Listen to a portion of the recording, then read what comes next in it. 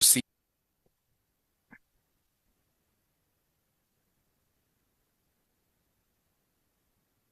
And the topic that I'm so much interested in, given the knowledge that I have in advanced management accounting, is known as strategic performance measurement. Strategic performance measurement, topic number 5. So under topic number 5, what do they want me to teach you, my good students? Under topic number 5, they want me to teach you what we call functional and divisionalized organizational structures. The concept of responsibility accounting, responsibility centers, and a segmental reporting. 5.3, they would want us to go through the divisional performance measures. Basically, they would want us to go through the ratios here. And the specific ratios that they want us to go through are, we have the profit margin, we have asset turnover ratio, return on investment, that is ROI, return on capital employed, we have residual income, RI, we have accounting rate of return, ARR, and we have economic value added. Then we have 5.4, the non-financial performance measures. And then 5.5, we have alternative performance measures, such as the balance scorecard, the performance pyramid, we have the Fitzgerald, and the moon building blocks. Ladies and gentlemen, listen and listen to me very well. Advanced management accounting is a beautiful paper. And that is why we are so happy that 𝐂𝐨𝐿 introduced it as a compulsory paper. You can only, ladies and gentlemen, in this case here, be a fully baked accountant if you are also good in terms of AMA. Remember, management accounting basically is all about advising the management. So in this case here, you're giving information to the management, you as a management accountant, so that the management can sit down and now make what we call informed decisions given your advice as a management accountant. So even if you are a very good financial reporter, you are a very good tax accountant, if you do not have aspects of how you're going to speak with, you don't have good aspects of how you're going to speak with management, then really you can't be 100% what here complete. So, ladies and gentlemen, when you talk of advanced management accounting, I would want you to appreciate this from the word go, that our role will be advisory role. We shall be the ones in this case here who will be doing evaluations. The management will come and they will tell you strategically, we want to go this direction. We have this strategic plan. Then it will be upon you as a management accountant to sit down and quantify the various alternatives that are in that strategic plan with a view of helping this company minimize its costs and thereby maximizing on what year? On returns. So what are we picking from this as I connect this with my topic? Ladies and gentlemen, a management accountant will be required here to give information to who? To managers. Information that managers now will be able to use to choose between the various alternatives that they have. Good companies will always have many ways of doing things. For example, I'm in Nairobi. If I would want to go to Meru, is there somebody who knows alternative ways of going to Meru from Nairobi? Is there anybody who knows alternative ways of going to Nairobi? I want to see whether my students travel, whether they know Meru. Meru is a beautiful country. Kabati.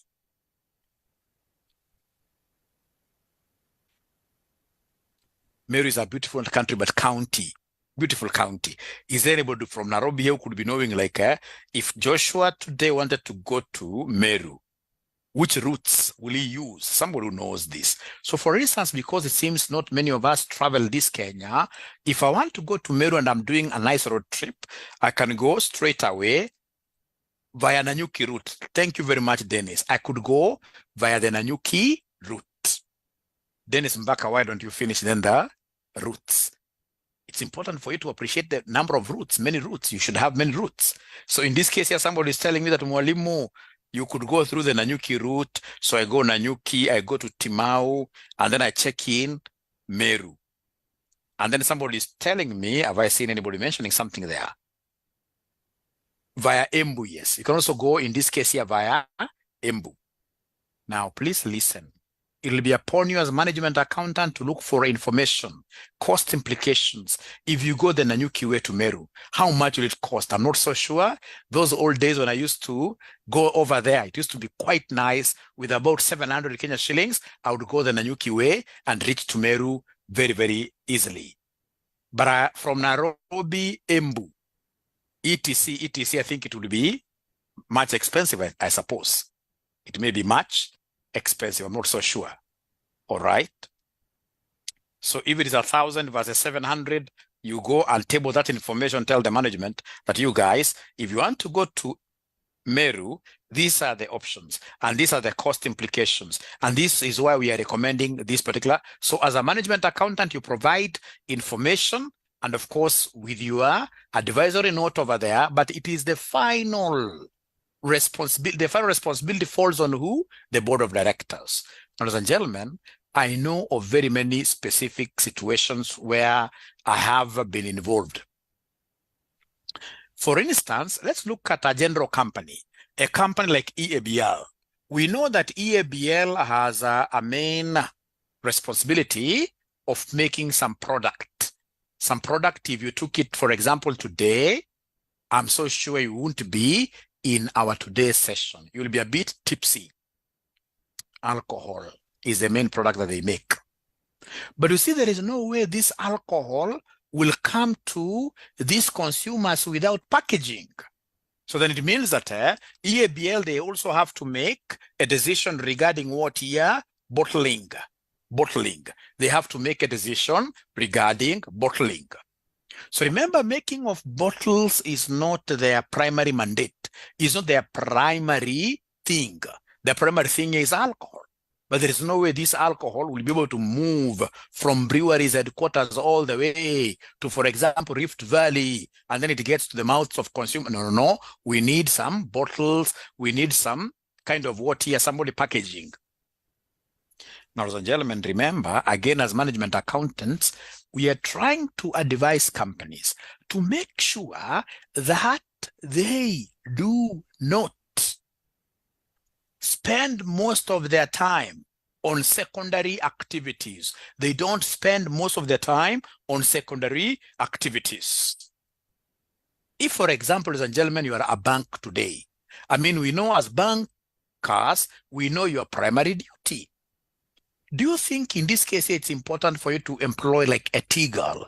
Making tea is not your thing here. All right, you don't even have that experience. This is a secondary thing to you. So all these secondary activities, like for example, food, like security, etc., we recommend companies to focus on their main jobs. So in this case here, any secondary activity, they should always consider outsourcing. So the same case with breweries. In terms of bottling, they'll be making a decision here. Should we make the bottles ourselves?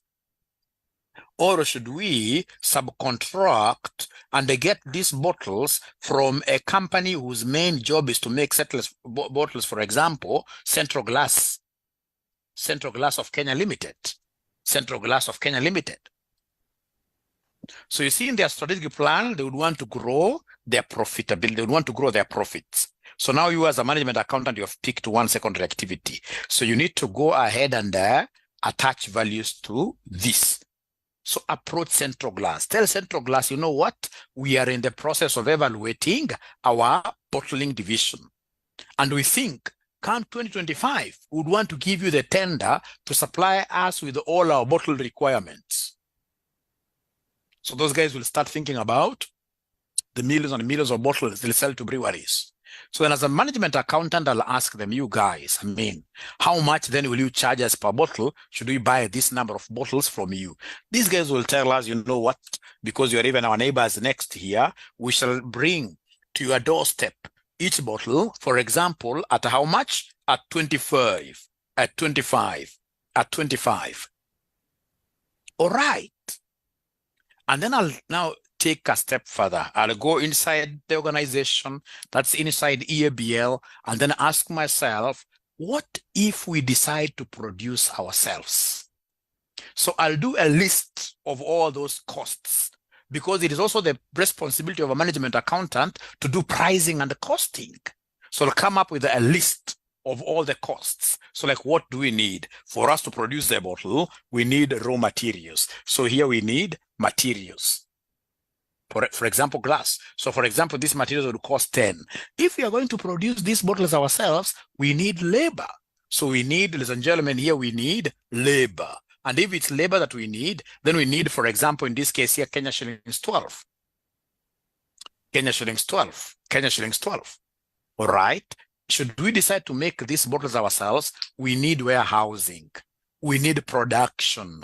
So automatically after this, laborers have been able to produce, would need even a place where they produce these things from. Where do they store these things in?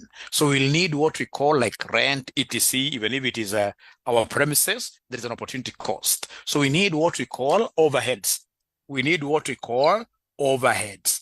We need what we call overheads. We need what we call overheads. Overheads, as you shall see, these are those common expenses. In a card for the benefit of all the bottles, in a card for the benefit of all the students, for example, like rent. When we pay rent for this kind of a studio, I mean, it will not be like I'm charging one student rent.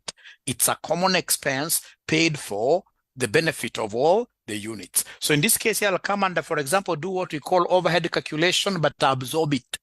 We call it absorbing it.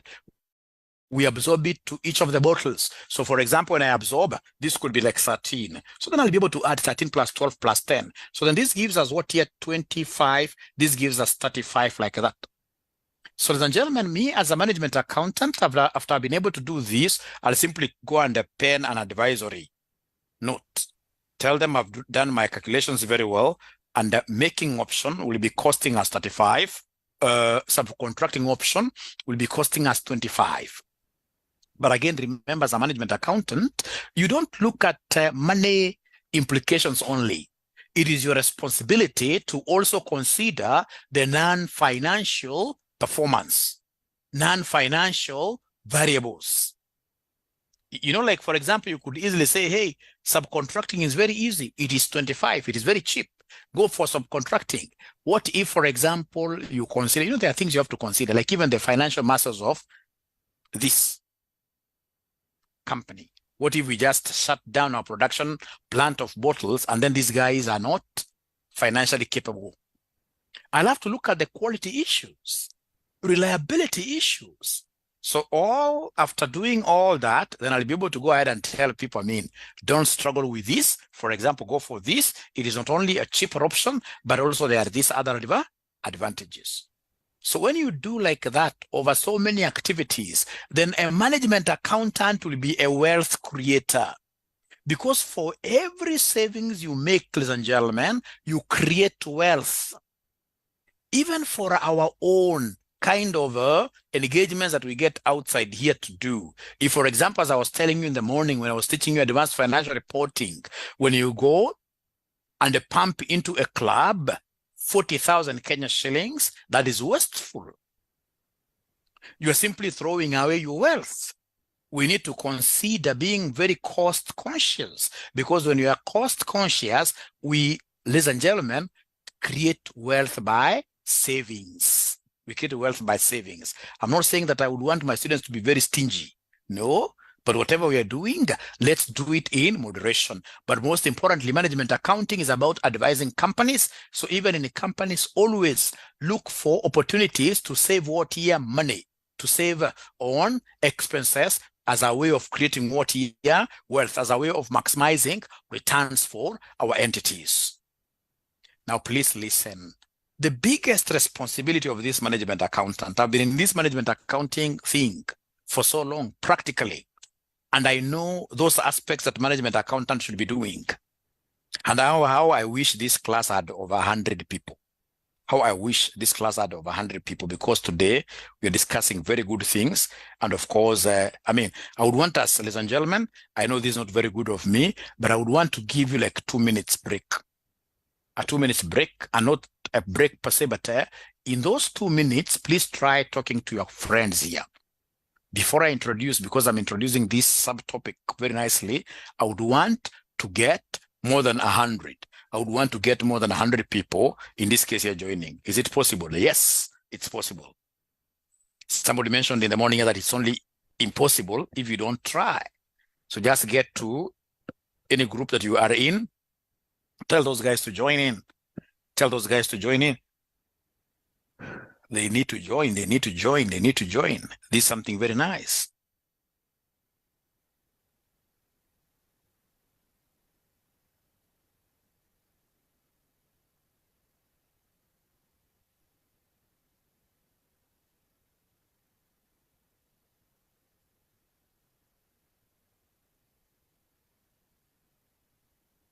It's just a little break there. All right. So that students can share, like the students who are following me on Facebook, they can easily share this live cast on their various groups, like exactly what I'm doing.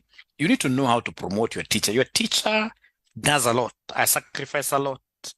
I need to build a behemoth of an organization, a big organization called RCM Online College. We are supporting currently about 2,000, but I mean, we have been on that number for so long. Now we need to double. We need to double that number so you can reach out to many people who are really struggling outside here. So please send this to all your colleagues, even at work. Tell them there is a course here that you need to hear. Even if you're not doing CPA, this is a very important course. Today, you learn a lot, trust you me. You learn a lot, trust you me. You learn a lot, trust you me. I can see the number on Facebook Live growing. The number that is now not growing is the number of the Zoomers, the Zoom students. These Zoom students, I'll have to devise a way of punishing them. No, I don't punish my students. They are my good people. I don't punish them, but I know they can do better. I know they can do better. They can just get into this and then they share, they share, they share, they share. They share, they share. I would want to see them sharing. We are overcoming. We are overcoming. Life is good. Life is very good. Life is very good. All right, so the 2 minutes are over. So let me now continue. Let me continue. No, I can't punish my students, really. I can't punish them. Great, great. So that is good, ladies and gentlemen. So we are continuing here. You know, managers are supposed to be doing 5 key things. Managers are supposed to be doing 5 key things. These were those functions given to us by Henry Fayol. By Fayol, if you remember Fayol in this case here told us that we have what we call the 5 functions of management. 5 functions of management. So then these 5 functions of management, we have POCC, POC. The first function is planning. The second one is organizing. The third one is controlling. The fourth one, of course, is coordination. And then we have what we call communication. So then as a management accountant, remember you are a manager, automatically there. We have to be good with anything to do with the planning. And the planning for us involves what? It involves coming up with budgets. So you're coming up with budgets. And when you come up with budgets, there are very many techniques you can use. For example, we have what we call bottom-up system. And the bottom-up, of course, will be involving like all departments. right? You simply go down there, you ask each department to come up with their own budgets, you consolidate them, and then you give them to the top management. So top management, of course, they will have a say over them. They can say this one tweak a little bit, change this a little bit, and this one here adopt like that. So, but it is coming from the employees, bottom up. And of course, during that, then there'll be a lot of what here coordinations in departments to avoid what here, to avoid, for example, duplications. So as a management accountant, I would want to know, I mean, this department wants, there is a lot of coordination to happen there. All right. Ladies and gentlemen, of course, in this case here, after you come up with your budget, you must be very good in doing what we call controlling. We must be very good in doing what we call controlling. So to control, just like, for example, when we started, even Mwalimu here is so poor at this. When we started the year, I made resolutions. Many of them, at least I know I have broken two. The first one was sugar. I said this time round, I'll not try sugars here, especially the sugar we put on tea. All right. I tried like the first 2 weeks here and there. The third week, I said, hey, let me just do 1 teaspoon. After I tried once like this, I did a few cutting of corners here and there. Now I'm back fully to the same amount of sugar that I used to do water today. And really, this is not life. I'm so sure there must be somebody who is laughing at me there. But I'm so sure most of us, we have broken our New Year resolutions. Why did we get to break our New Year resolutions? It's because we are not very good with this concept of what year control. We are not very good with this concept of controlling. Because under controlling, we're supposed to say, fine, this is the budget we have put. We have this strategic plan which says we should be able to move this way. So of course, as we move this way as an organization, we'll always be making mistakes here and there. We forget a little bit here and there. So, and we get ourselves in this case trying to get off plan like that. So we move the direct off plan. So under controlling, we are supposed to have like these extremes. We have in this case here the ceiling and the floor. Once in this case here, we empower the ceiling and make it very strong. It means that anytime we would want to get out of here, we'll knock the ceiling and then we bounce back and continue. We knock the floor, we bounce back. We keep on walking towards the right direction. It is this concept of walking towards the right direction that we call controlling. Things must be in control. Our projects must be in control. They must be in control. Now, for us to be in control of our operations, we will be using various tools. For example, we have a tool called variances, where we shall be comparing the original, or rather the budget here. We have the budget here versus the actuals. So should we get the budget and the actuals being very different, what do? That's a variation. So we need to investigate those variations. Ladies and gentlemen, for us to be able to be in control of the operations as management accountant, we must be evaluating performance. Performance appraisal is a strategic tool. So you must be looking at these employees. I mean, we give them this target. Here they are, all right? So you must be evaluating what we call performance. And that is why I am here today to ensure that I crush this topic number 5. Topic number 5 is the one that I'm doing. This topic number 5 is the one that I'm doing. It's called strategic performance measurement. If you're here and you happen to be a management accountant and you're at your workplace and you have never measured the performance of your activities of your employees, then know there is a problem.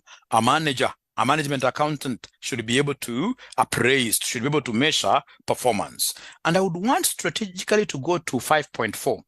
Non-financial performance measures and these alternative performance measures using the balanced scorecard, performance pyramid, Fitzgerald and Moon building block model. So this is what I'm discussing today, only this.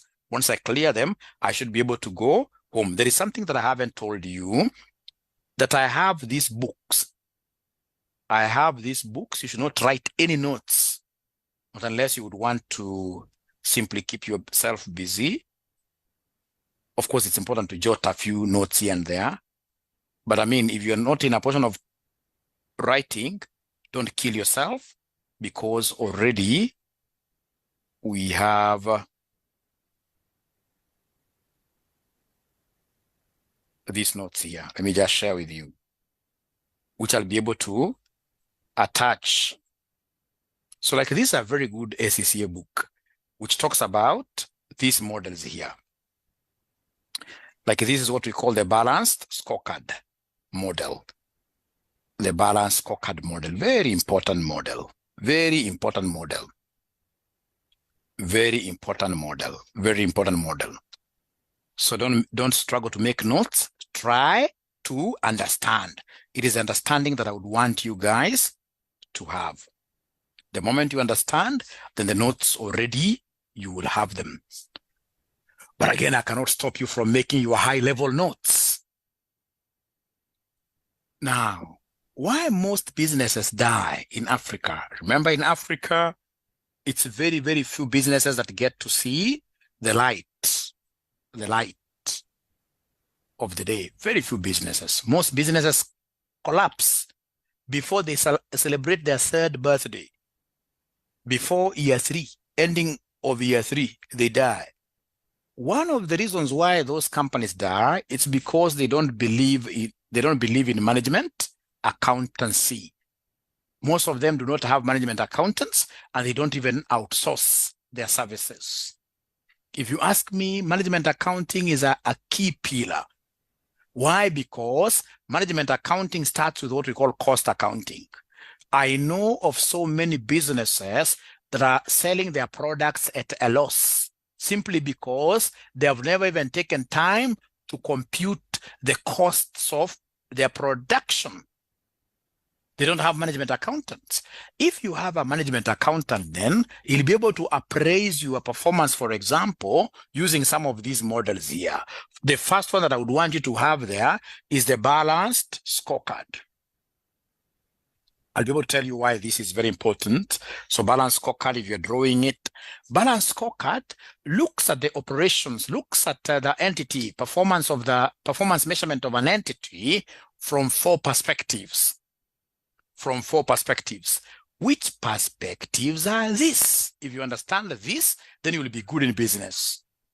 These 4 perspectives are here for this score to be balanced. Number 1, we must get it right in terms of financial perspectives. So we have here what we call the financial perspective. We have what we call the customer perspective. Customer perspective. We have, ladies and gentlemen, what we call the business processes perspective. Business processes perspective. And then lastly, we have what we call learning and innovation. So you can't talk about balanced scorecard if you do not have those perspectives. So the first one is financial perspective, customer perspective, business processes perspective, business processes perspective, business processes perspective, and then we have learning and innovation, what here? Perspective. Learning and the innovation perspective. So let me know, of course, I know some of you are writing. So if you've been able to write, if you're writing, have you been able to reach here? If you're writing, I want to give you a secret today.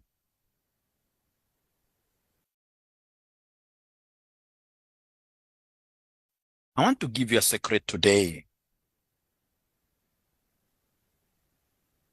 And I would want us to move in a very methodical way. So the 4 perspectives of balanced scorecard. All right. So then, ladies and gentlemen, please listen. And I would want us to look at big companies like Coca-Cola. Coca-Cola, if today you are the CEO of Coca-Cola, amen. Because I know my students normally will reach that kind of what here, elevated positions. If you are the manager of Coke today, trust you me, you must get your numbers right. Your revenues must be growing every other day. Those guys normally put a lot of controls on their numbers. They try their best. It doesn't matter whether there is COVID or not. You'll always realize that their revenues are always doing what you go. So in terms of financial perspective, ladies and gentlemen, basically, here we are looking at the profits. Profitability. So under profitability, we must ensure that we are growing our revenues and we are minimizing what here? Our costs. Because for us to get profit, we normally take revenue minus what here? Revenue minus cost. And this question is very popular in your past papers, advanced management accounting past papers. Very popular. Profit is revenue minus cost. So always ensure that your marketing strategies are right to ensure that your revenues are always doing what you're growing. And as they grow, you must always be putting brakes on the costs. Look at big companies like Safaricom today. If you look at Safaricom, these guys are still retrenching their workers. Even Coke, even EABL, the other day they outsourced their finance department function to some company in Pakistan. And they had to lay off so many accountants. Right? So you can see these guys are really generating revenues, but they're always thinking about, hey, how do we cut our costs, especially through automation and robotics? Because at the end of it all, it's about growing your profits. If you're not growing your profits, then your longevity will not be there. You're not going to live long enough. Because it is profits that will be able to finance all these other activities in a company. Profits. So as much as you're talking of, please look at this other ratio, etc., and the financial perspective. Hey, as I send you out there to these employers, ensure that your employers are increasing their what here, their profits. That is what financial perspective is all about. You can talk about the other perspectives like liquidity or other elements of this, but the mother of all is that we must grow our profits muscle. We must grow our profits muscle, because without growing profits muscle, it means that our financing strategy, our financial capital structure will really be dependent on debt. We must grow our own revenues here. We must grow, or rather our own profits, to create equity to increase like that. From there, ladies and gentlemen, if I'm the CEO of Coca-Cola, if I would want to support this, now I have to think about these other three perspectives. These other three perspectives are non-monetary. They are non-monetary. You can't attach some money to them per se, but they are the most important. The moment you get it right on these three, then automatically you'll be able to spur your profits. The first one is what we are calling the customer perspective. The first one, under non-monetary, is what we call the customer perspective. And the customer perspective, you as the CEO, please, the customer perspective, you cannot delegate this. Customer perspective, you have to be on top of it, because it is the customers who are driving the business. So under customer perspective, ladies and gentlemen, you must ensure that you get four things correctly. We have what we call customer acquisition. Customer acquisition. We have what we call customer satisfaction. Customer satisfaction. Customer satisfaction. We have, ladies and gentlemen, what we call loyalty. Customer loyalty. Customer loyalty. And then lastly, we have what we call the awareness. You must make your customers aware of any new development. They are an important stakeholder. They're an important stakeholder. Let me know once you guys are able to write up to here. Let me know once you guys are able to write up to here. Those four things. Customer acquisition, that you are acquiring customers often, new customers often, that your customers that you have at the moment are satisfied. We have customer satisfaction. Then we have customer loyalty, that anytime a customer thinks about this particular kind of a product, so long as you have it, they'll always think about your shop first. That your customers need to be loyal. Your customers need to be loyal. Your customers need to be loyal. So have you been able to write up to there? Have you been able to write up to here? Have you been able to write up to here? Have you been able to write up to here? Have you been able to write up to here? You guys are not speaking fast enough because I want us to do things today. I want us to do things today. So then we have here what we call awareness. We have what we call awareness. Awareness is all about publicity. Publicity. You must be able to publicize your company and the products in a big way. You must be able to adopt new ways, which of course are social media ways of reaching out to your existing clientele and of course the potential clients. You must be big and intentional in terms of how you market your company, in terms of how you market your products. This thing of saying that if it's high quality products, they'll be able to sell themselves, that is an old adage which automatically will sink you on sand during broad daylight. As a company, you'll go under. So it doesn't matter how big you are, it doesn't matter your size, how small you are, that is irrelevant. What matters is that you must always be good at publicizing your craft. What is it that you're doing? So every day, I expect, for example, if you're an accountant, I expect you to come and tell people every day that, you know what, I'm doing bookkeeping, I'm doing this and this, I'm doing tax computations for clients in Facebook, on Instagram, on TikTok, etc., because it is a requirement as per the balance score model. Hii kusema ati chama cha jiuza, kibaya cha jitembeza siku hizi, hata kama ni kizuri aje, lazima utoke watu waweze kukuona. Hata ukitumia concept ya just marriage. Wewe sema I'm so good at no. You must get outside there for people to see the kind of person that, I mean, ladies and gentlemen, the truth is that you must really be public. You must be public. You must get outside there. You must network. You must network. So the same is applicable for companies. And if you look at these big companies that are able to make profits regardless of the economic situation, those guys are big in publicizing themselves. If 𝐂𝐴BL is a company that I can speak about, 𝐂𝐴BL in terms of marketing, I mean, they could be number 2 or number 3, or even number 1. Because number 1, they do a lot of branding.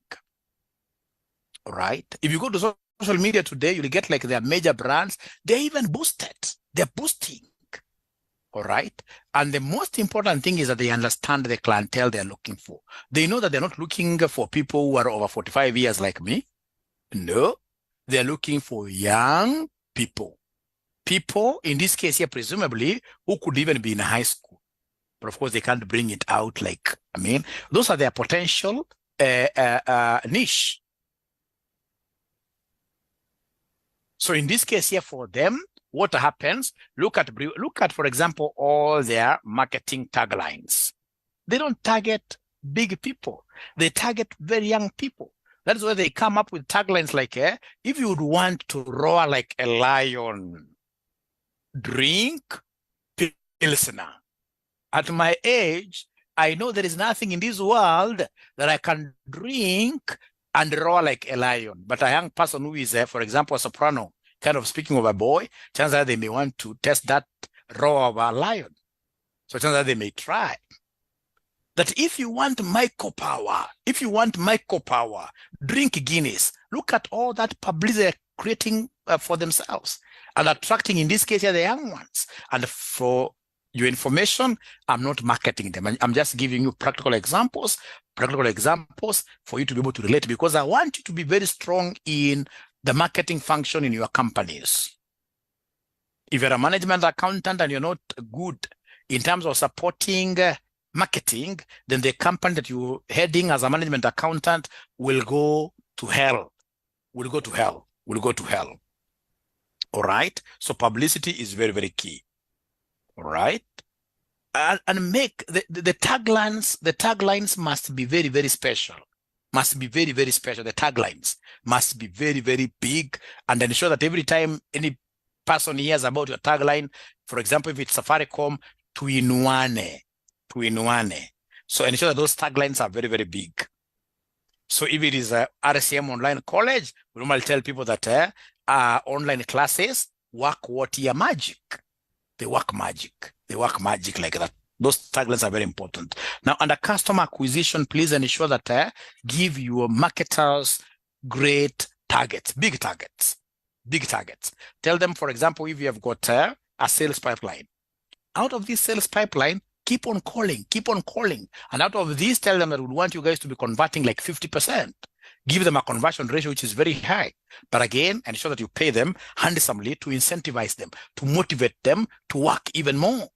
And then, of course, customer satisfaction, like now, you guys, most of you, of course, are our students at RSCM. We must ensure that you get more than you paid for. Value for money, exceeding what you paid for. All right? So that now in the future, the moment, of course, we ensure that you pass, especially if you're passing one touch, and then you go out there and you're blessed with a young boy, a young girl.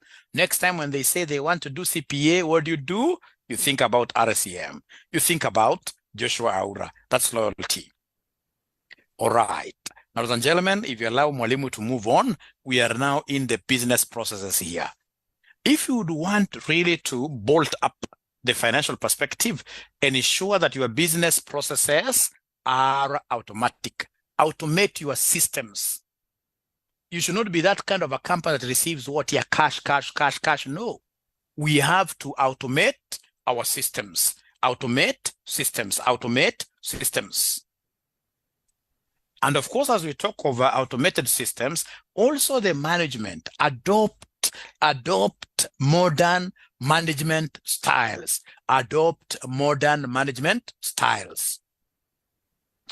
All right. So modern management styles like which ones? Like, for example, what we call umbwa.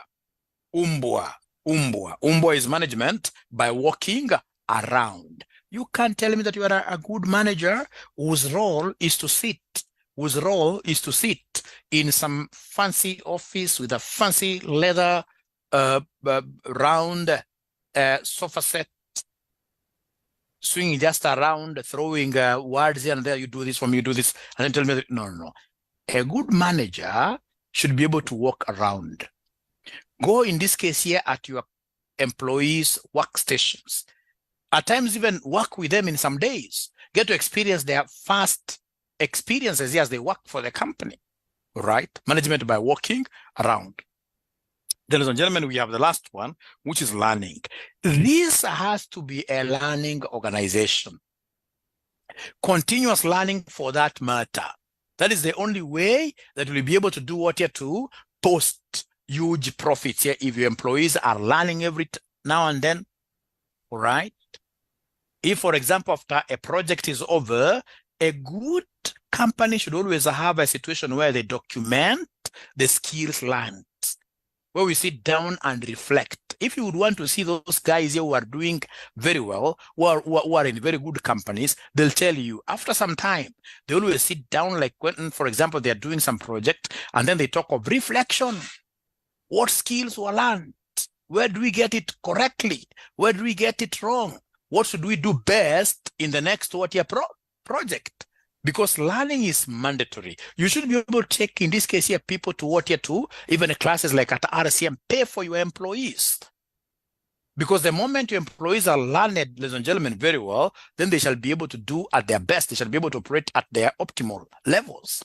And of course, when they operate at the optimal levels, what happens? Productivity goes up. And when productivity goes up, profitability goes up as well. And then, ladies and gentlemen, we have what we call innovation. Innovation is all about coming up with new ways of doing things. Coming up with that, for example, if you have products, always ensure that every other day you are bringing like 2 new products here, like yearly. On a yearly basis, give us new products. On a yearly basis, give us new products. On a yearly basis, give us new products. You can't tell me that you are working for a company that believes in specialization. At RSCM, I'll not believe in that would want to become the best in CPA forever. No, that will not happen. Some young men will come from somewhere and they'll be able to beat this Mwalimu here with time. So the only thing that can only work for me as I work on a succession plan is to ensure that I diversify into many courses. For example, now we have introduced public speaking classes, I mean, would want to run out of this circuit of what here? CIFA as well.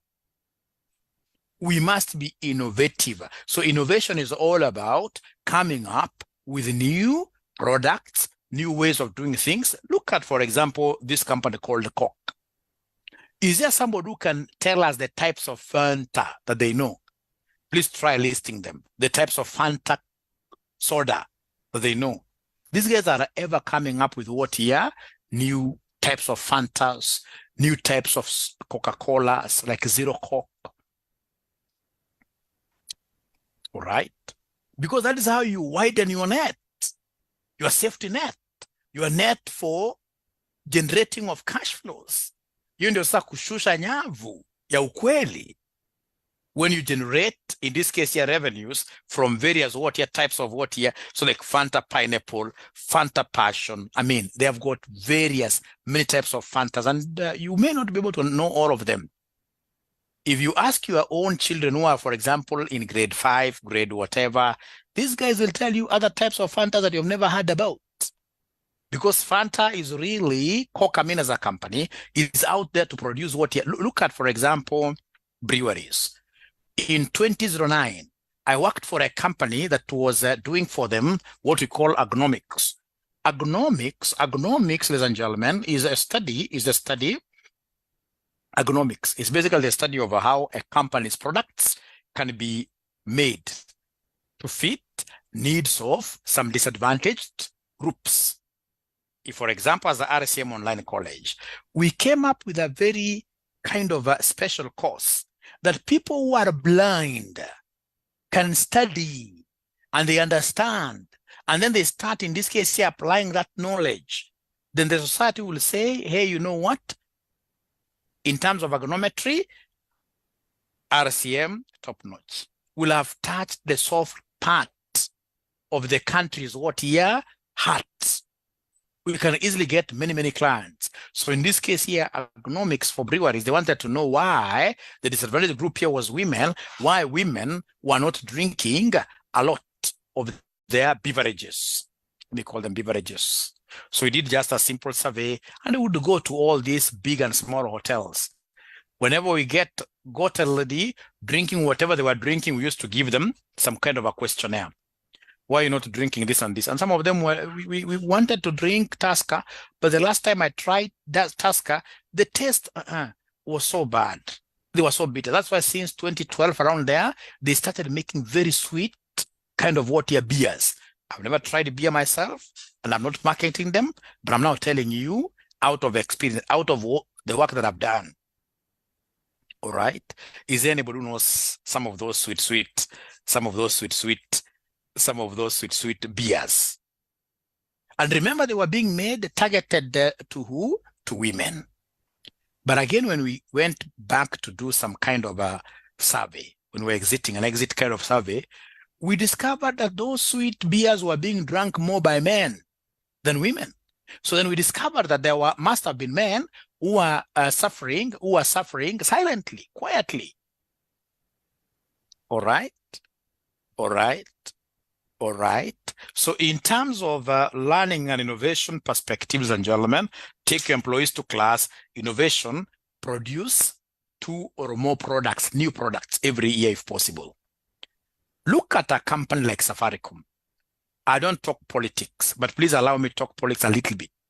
You know, like him, hate him, Raila Odinga is a force in this country. In 2017, he came and told people, resist these companies. Brookside was among those companies that were greatly affected. The revenues went down by over 50%. Brookside.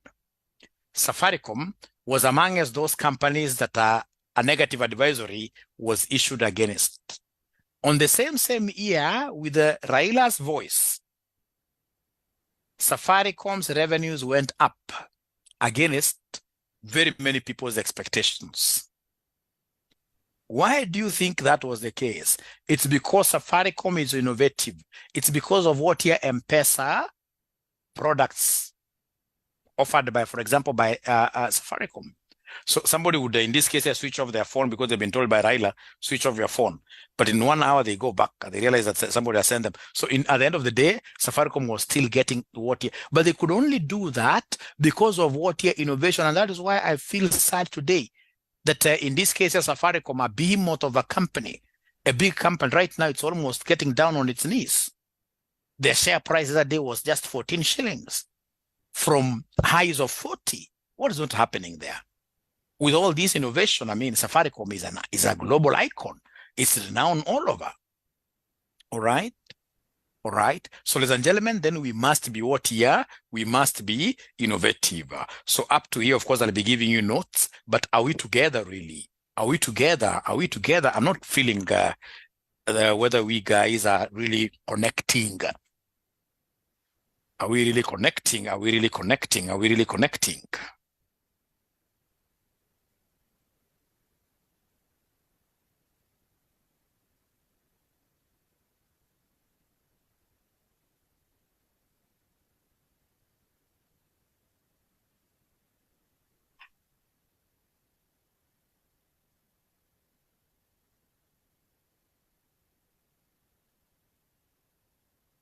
Okay, these guys are following. These guys are following.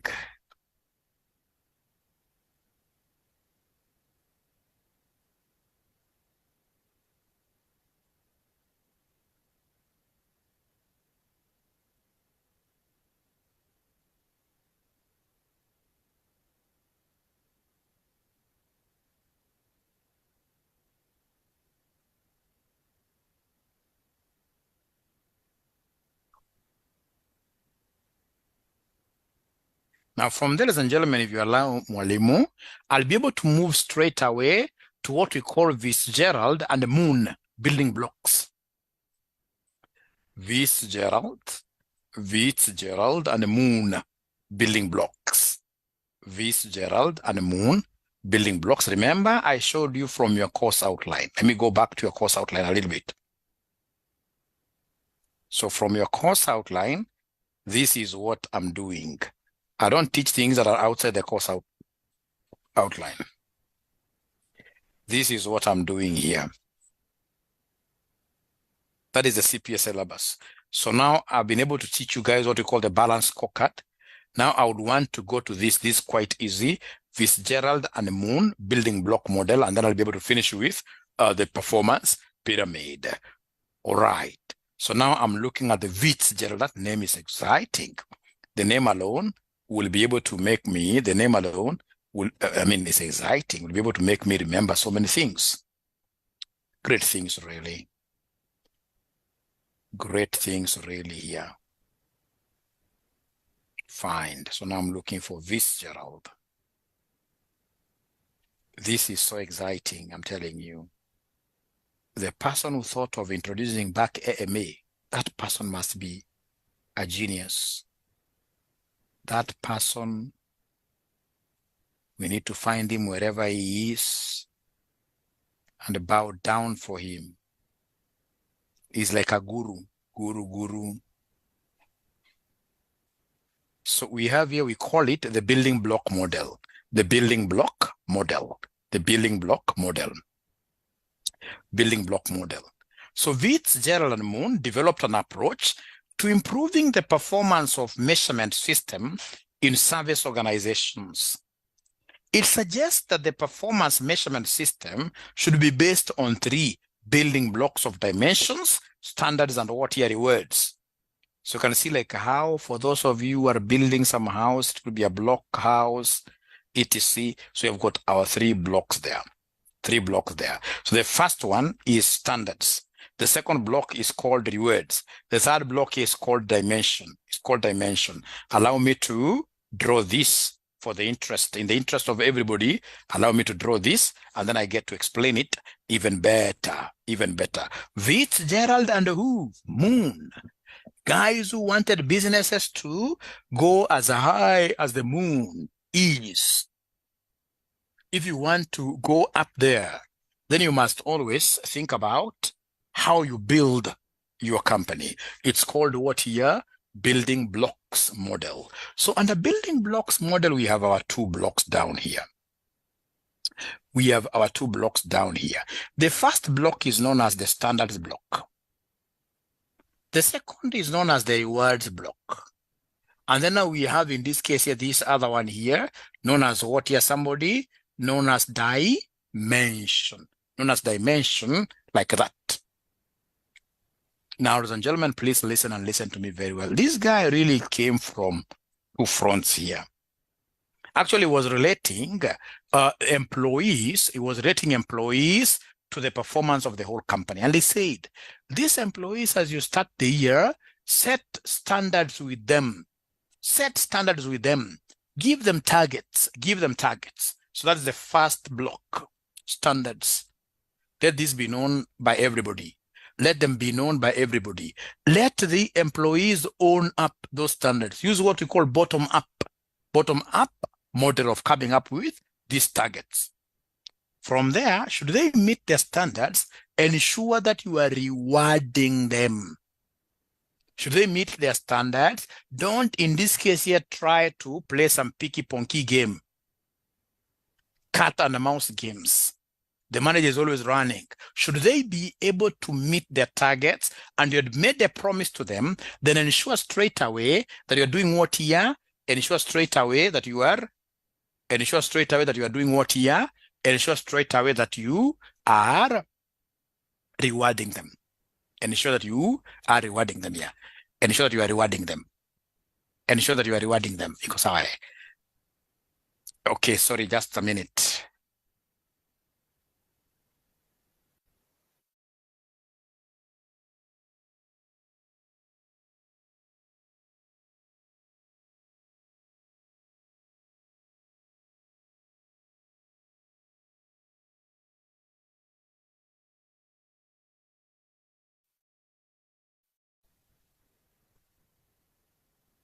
All right.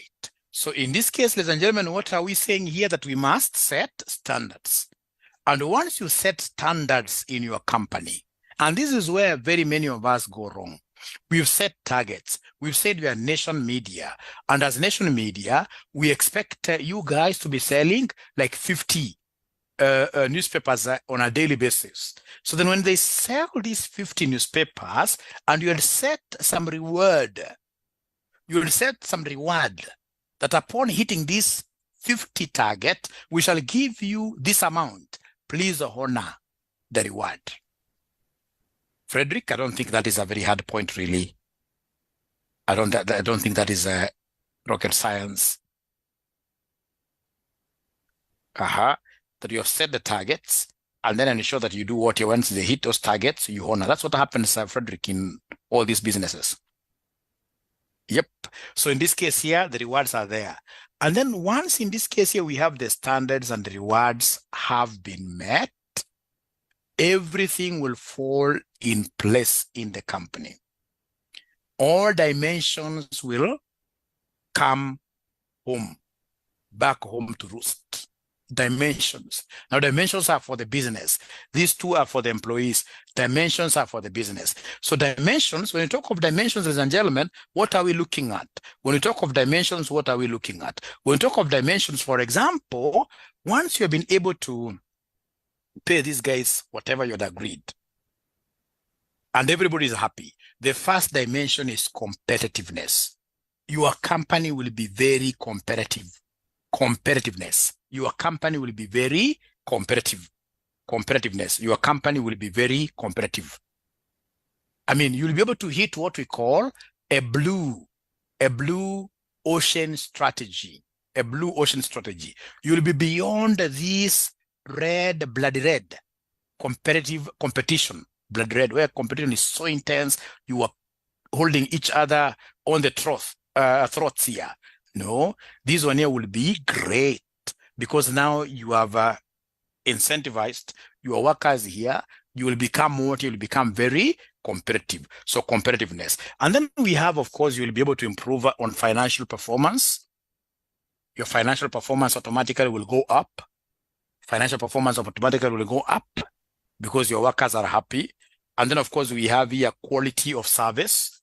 we have quality of service. Quality of service will go up. These guys are happy. After quality of service, what do we have? We have flexibility, flexibility, flexibility, flexibility. Then we have, ladies and gentlemen, here resource, resource. We have resource utilization, resource utilization, resource utilization, resource utilization. Resource utilization is another dimension. And then the last dimension is innovation. The last dimension is innovation. Please write those things first of all. Write them down. Once you finish, allow me to know that you have finished.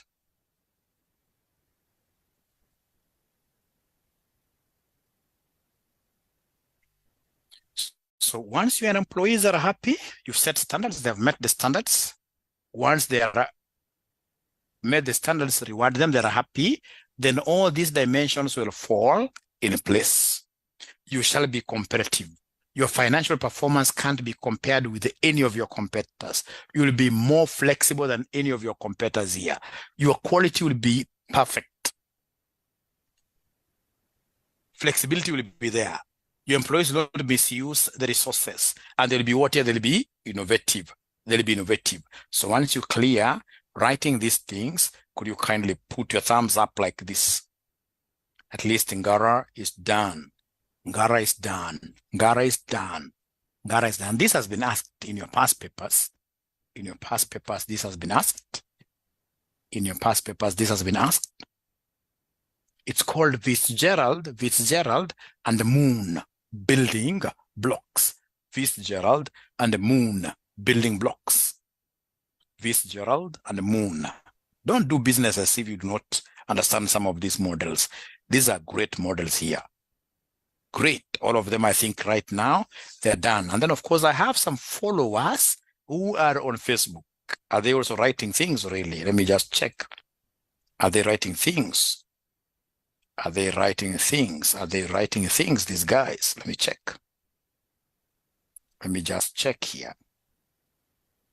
Done. Great. Great.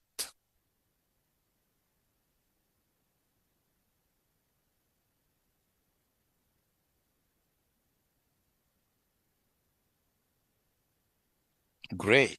Great. Great. Thank you so much. Thank you so much. Great. Great. Now, ladies and gentlemen, please listen. I would want to explain here that these people here, you've rewarded them. They're happy. They're looking even for more rewards. Then they will be able to ensure that the company's dimension, which is normally the biggest brick, keeps on swelling. Your company will be very competitive. Your profitability, financial performance will be up there. These guys here will not be joking with quality. They'll be very flexible. Do you know the meaning of flexibility? Do you know the meaning of flexibility? These are very important. You know, flexibility is what we call agility, agile, being agile, agility, responsiveness. Do you know that there are very many employees outside there who are very irresponsive? They don't respond. They don't care. Assuming this is a young lady who would want to get married. Say this lady wants to get married in April. You know, these ladies, normally they'll buy like their wedding gowns very early. Mapema kabisa. And shockingly, these ladies, those wedding gowns, they keep on fitting them like every day. And every time they fit into it, they feel like they have added weight. So every time they are on dieting. All right. So this lady, ladies and gentlemen, one day she's put on this wedding gown, elegant wedding gown. She's walking, in this case here in her house, trying to look at how things are looking like on the mirrors. Things are great, great, great. From nowhere, a young kid that they are staying with rushes her way with wheat porridge, and they pours the entire cup of porridge on that gown. And of course, as if they have done something very good, as usual, those kids, and they are very innocent, they laugh because now they are able to see madoadoa where there was none, where there was everything being white. Now we have madoadoa. And now this great lady comes to your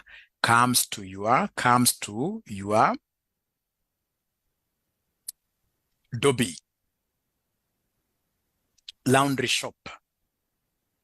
So this lady is with you there in the laundry shop. So she comes and tells workers, oh, this is what happened. I have my wedding coming up in 3 days. 3 days. So today is Thursday, and by Sunday, I'll be walking down the aisle.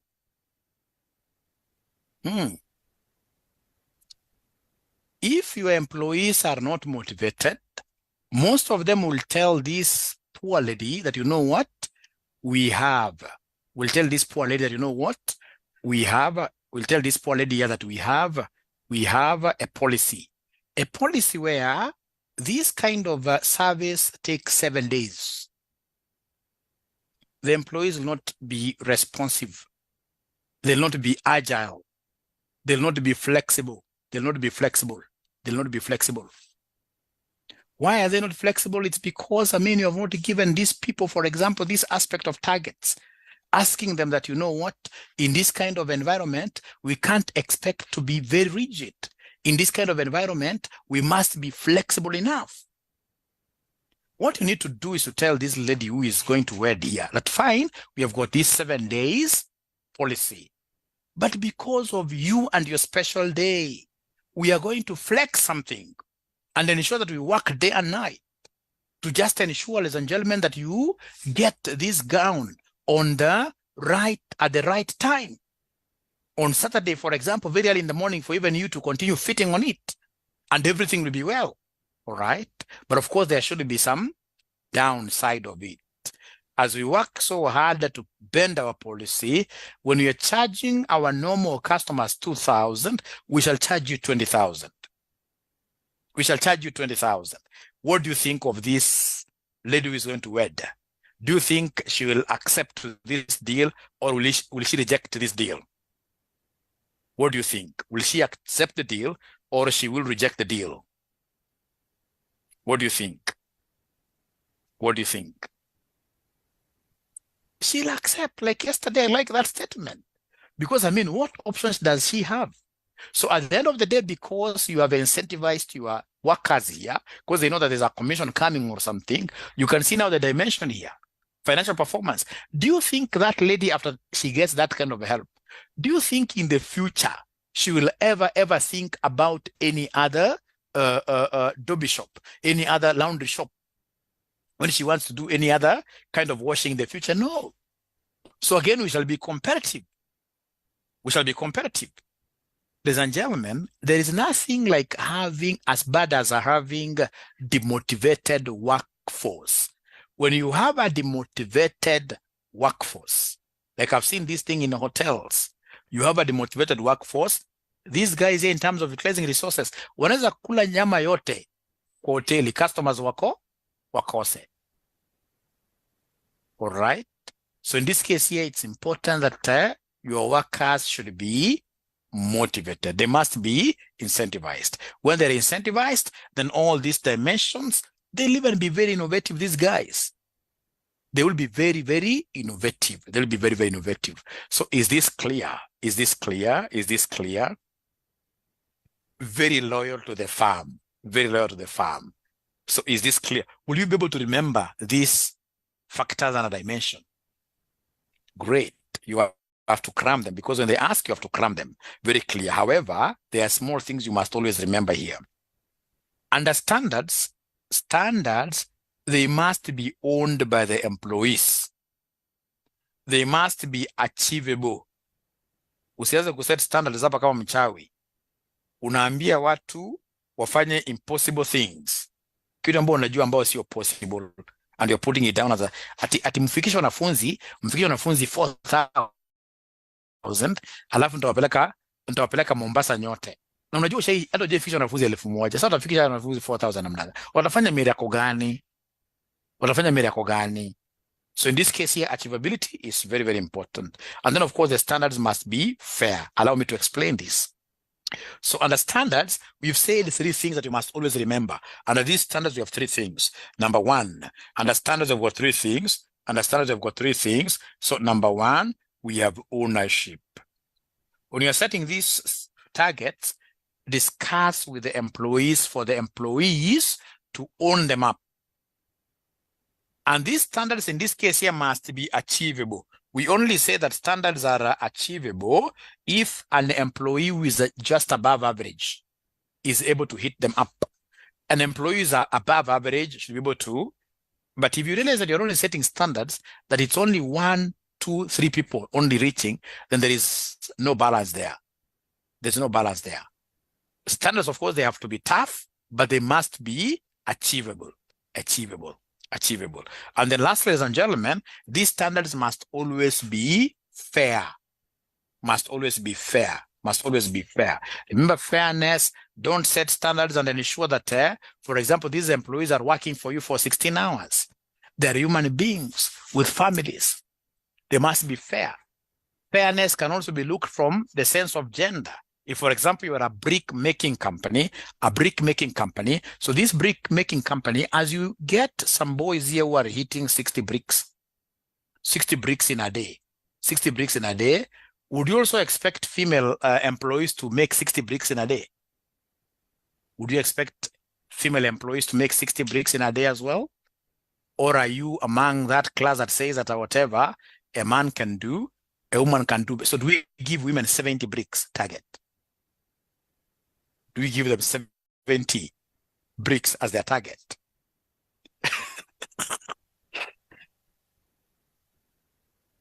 So fairness could also be looked at regionally, all right? So assuming that you have got Norfolk Hotel in Nairobi, and Norfolk Hotel in Mandera, will you give Norfolk Hotel a target of getting 100 customers, and Norfolk Hotel Mandera a same target of getting 100 customers?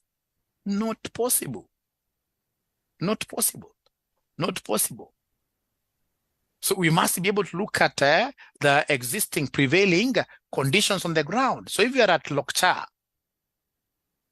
Turkana area, Lodwar, I mean, those are great towns, but for sure you don't expect like business there to be the same as business in Nairobi. So in this case here, fairness is very, very important. Ladies and gentlemen, you have to remember those 3 items. Those 3 items, you must remember them. And then we have here,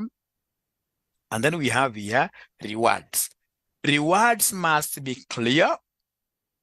They must be able to incentivize workers, and they must be controllable. Rewards. Those are the 3 factors under rewards. So rewards, we are looking at clarity.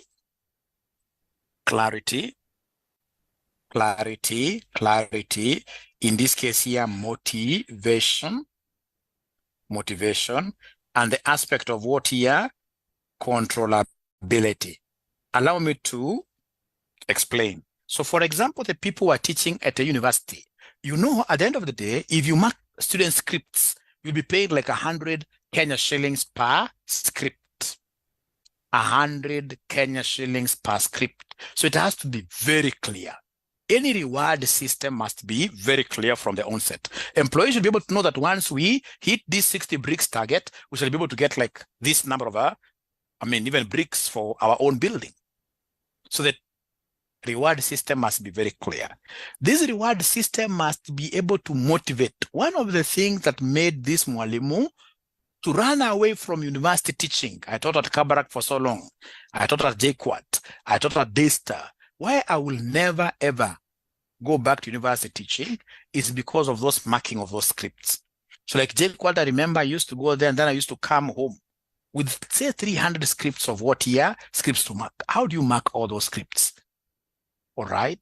Perhaps you give me like say 1,000 shillings per script. But if you're giving me like 100, does this really motivate? No, it doesn't motivate me. And that is why you will get so many university teachers going and giving, in this case here, they are very young children, maybe Form 2, Form 3. guys to mark degree papers. So ticks are being just thrown anyhowly. And then you have people who are outside here walking all round with what here, their shoulders high, saying that we got first class honors and your papers were being. So in this case, ladies and gentlemen, a reward system must be motivating, And again, remember, it has to be employees who are able to do, it must be on things that employees are able to control. If something out of their control happens and they are not able to meet the target for things that are uncontrollable, then automatically you should go ahead as a company and reward them. Let me give you an example. Like on the 26th of every December, you can't get any newspaper selling outside there. 26th of December, globally actually, be it Washington newspaper, globally, 26th, all those newspapers take a break. So if, for example, you have told, in this case here, this salesman of yours at Nation Media to sell newspapers, and you're giving them a retainer of, say, 1,000 shillings every day, then on the 26th, go ahead and pay them, even if they sell zero. Why? Because they are not able to sell because of reasons which are being put on them by the company. By reasons which are being imposed on them by the company. So in this case here, the reward system can only be computed on the context of controllability. If anything out of control crops up, like for example, we have an earthquake and these guys are not able to sell because they've been thrown here and there because of scampering, then automatically, please, if you're a good company, you should be able to go ahead and reward them. You should be able to go ahead and reward them. Ladies and gentlemen, as I come to the end of this particular session because I have another class, I would want to hear from you. If we were to break here today, what will you be able to say you've learned about 𝐨𝐿𝐼R𝐶 and Moon? Building blocks. Of course, I know there are 3 blocks. I know there are 3 building blocks. But in terms of those blocks, do you know their content really? Do you know their content? Do you know their content? Do you know their content? Do you know their content? Do you know their content? Do you know their content? Do you know their content? Do you know their content? Abracadabra, 𝐨𝐿𝐼R𝐶 and Moon, building blocks.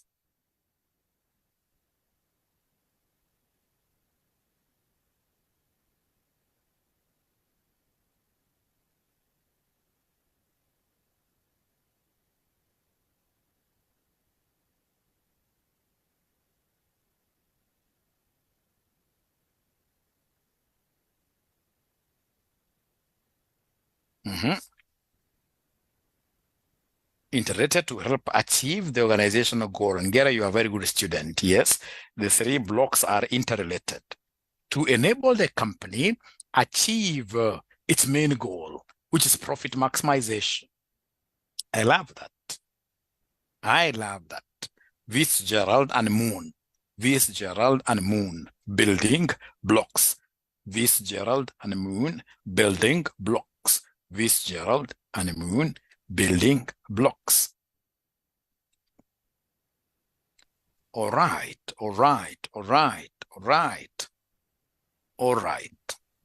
Abracadabra. I'm waiting to hear what the other students have to say about this famous 𝐨𝐿𝐼R𝐶. It's a bottom-up system, bottom-up, especially when you're setting the standards, because you must have these employees owning these standards. So it is employees who should be able to give you suggestions. They're also calling it bottom-up model. Employees should be able to give you suggestions. All right, so I'm waiting to hear from you guys. So, and of course, the students who would want to join RCM College, please don't hesitate to do so. We charge Kenya shillings 4,800 per paper, and our number is 0793. Our number is 0793 555 000. 0793 555 000. Please call us like today. Call us like today, and we shall be able to help you. Standards, ownership, achievable, and fairness. 2 rewards, clarity, motivational, controllable. Thank you so much. I'm getting very good insights here. These are good class. These are good class. So remember, moving forward, you will now be able to see me also many times in this class. I'll be teaching with my able colleague called Clinton Omondi. Clinton Omondi. And basically, I'll take this topic and variances. I only do two topics, but those are the topics in this case that are the core of the paper. Once you understand those two, then we'll never go wrong. Omondi can handle them, but again, there's no wrong in you guys getting my blessings given the number of years I've been in the industry. Otherwise, from me to you, it's bye-bye. Thanks, Frederick Wekesa. RCM is a great blessing. Thank you so much. We shall overcome. I've been having classes back to back, and still I have the AFM one coming. I would want to end it there. It has been a pleasure indeed hosting you. Being a host is not an easy thing. When a class comes to an end like this, we feel like how a captain gets off a big plane. All right. Once in this case here, this thing touches down and they feel nice. That's the feeling that I have now. Thank you very much. See you next time. Bye-bye. Bye-bye.